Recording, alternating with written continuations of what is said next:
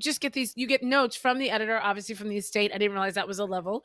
And then as you're going back and forth, when is it locked so that the letterer or the colorist first probably. When is it locked so the colorists and everybody get involved? And again, I'm taking this process because I don't think a lot of people realize like all of the people that go into making these things. So let me break it down. So she's got the arms going. Got my grabbers going. Hands. So you do whatever it is that you do when you write your script. I won't go into the details of that because it varies from person to person, and also the way that me and Danny work together is different than the way we work separate. So we get a script, we send it to the editor. We hope that we don't have to rewrite the whole thing. We get it back. Then we have to rewrite the whole. We have to rewrite the whole thing. No, that's not right. So basically you get notes back, and then what you're looking for in the notes are what are the structural changes that we have to make so that the artist can get started as quick as possible, because monthly comics are a brutal schedule. So you want to give as much lead time as possible for the artist, because the artist will have to then give it to the colorist and the letterer. Blah, blah, blah. So you make all the structural changes and promise, I swear, we'll make all of the dialogue changes in the lettering pass. We promise, right? Which we should do, and we do. We're pretty good at it when we're together. This is, to me, that's all I can do for the artist. I'm like, I'll make it so you don't have to wait on me to figure out what pretty words are coming out of their mouth. Then the artist, the line artist, that's also something that I would note. If you are starting out, to not do that. And don't do that. But like, because here's the thing, there are certain things that we are able to do. We wrote mostly full scripts, to be fair. Like full script we wrote mostly full scripts. Yeah, and then like at certain points in a scene, we might go, cool, we know they're going to talk about this. Don't worry about it. We'll figure out exactly what they said. Or we'll do a note where we know this is the crappy version of the dialogue. But like, say I never did that in Queen of Bad Dreams, right? Because I wasn't yet, I didn't have a rapport yet with editors, right? So like we're able to do certain things because by the time that we decided to like do those sorts of things, our editor knew Vita very well. We had discussed story on such a level. Right. He had seen my work already.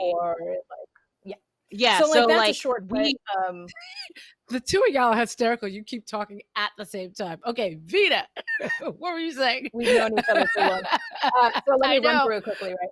So then the artist gets a hold of it, and if you only have a single line artist, that means they're doing pencils and inks. You'll get a stage where you see layouts that you talked about with everyone. Usually I am a little more hands off on layout stuff. I try and give whatever, like if there's a big note, which very rarely there is for me, then we'll do that. But otherwise, A, the editor knows exactly what the format that makes more sense is, and B, the artist they're the one that's drawing it. They're better than I am. Then you get back pencils and inks. Pencils are your final chance to get stuff changed in the art. They get inked. That goes to the colorist, and often to the letterer at the same time. So while the artist has been drawing it, you can do a lettering pass off of like layouts, which I would suggest if you can, or off of the pencils. You look at all the stuff and you go, okay, this is what, we have to cut back dialogue here or add or blah, blah, blah, blah. And then you get back the colors and you go, oh my God, this is so good. And then you get back the letters and you go, I spoke too much. I have to cut it down. And often a letterer and a colorist will work in conjunction with each other, because letterers will do cool things like, take color from the background and make sound effects that color to make it pop or something like that. And then you get your final pass at everything, which is you have your script. Hopefully you've done a lettering pass already so that you're not torturing your letterer, making them do a ton of changes. And you tweak it based on the final art, because I believe, this is just me, that most comics, the first draft is overwritten. You throw a lot more dialogue and captions and stuff up because you think you'll need it. And then you get the art and you go, the artist has done all of that work for me. I can cut it down. And you want to support the art as much as possible. So for James Bond, that was really easy. All of the artists that we worked with were incredible. I've been really blessed in that So all of the artists that I've cool. worked with are incredible.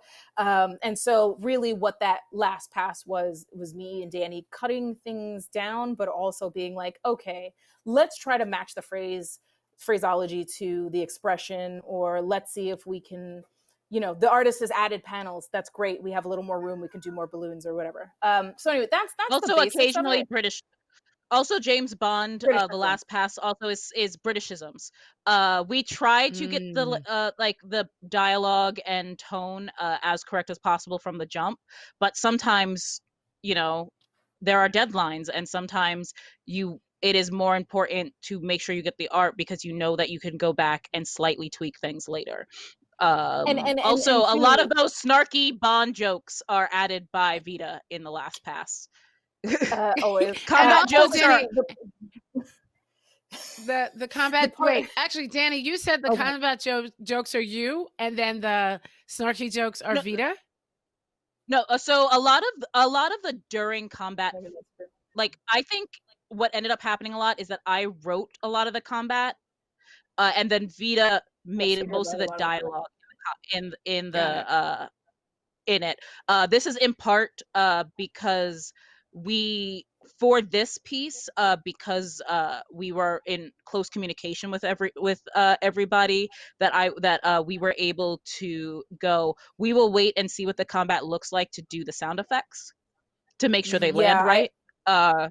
with spy stuff and with superhero stuff, to me, I always like to do that because that will change a lot of the tone of the dialogue, and I almost don't want to influence the artist too much in terms of being like, you have to make sure that they can say this here and this there. It's much more like, no, I'll figure out the quipping when you show me what they've done, because we give a lot of background in terms of tone and emotion and that kind of stuff, and the artist should be able to do with that what they want. The thing that I forgot to mention, which is strung throughout the whole process, is the editor. So the editor is talking to you at every single stage. When you get the notes back on the outline, you're probably calling the editor or having conversations with the editor. When you get the notes back draft, that's going to be your most detailed notes pass to me anyway. That's my experience. And that is a conversation. It's not, I've never had notes back where it's like, change this to this because I say so. Like, that's never been the case. It's always, and is almost always, do I get a pretty thorough explanation of what isn't working as opposed to a fix, right? So they won't go make this. They'll go, this is a little weak for me. Never weak. My editors have all been very kind. They're lying. This is not as coherent as, or it's not getting across the idea that I know you want to do. So maybe try something different. And that doesn't sound like a lot. That's huge. And it happens at every stage that we're involved in as writers. So pitching, outlining, draft, the going to the artist, and then the lettering stuff too. I'll often get little tweaks on final stuff. Oh, hey, there are too many dialogue balloons, or maybe add a dialogue balloon, or this makes this word choice makes this person angry, but I see what you're getting at. Maybe you want to switch that. Yeah, the editor is the glue that Yeah. holds the team together, and also the shepherd that kind of keeps Yeah. us from getting eaten by wolves. In terms of like editing notes, like as an editor, I kind of approach them the same way that I approach writing a script for the artist, which is I try to explain the essence, and then in case they're stuck, give 1 to 2 examples, right? Danny's an Uh incredible editor. oh, thank you. This is true. Kind of like, because my thought is, I've had that thing where I'm like, you're absolutely right, that note is right, I have no clue how to fix it. So I like to give examples. One, because you can that might trigger you going, oh, I can do this other thing.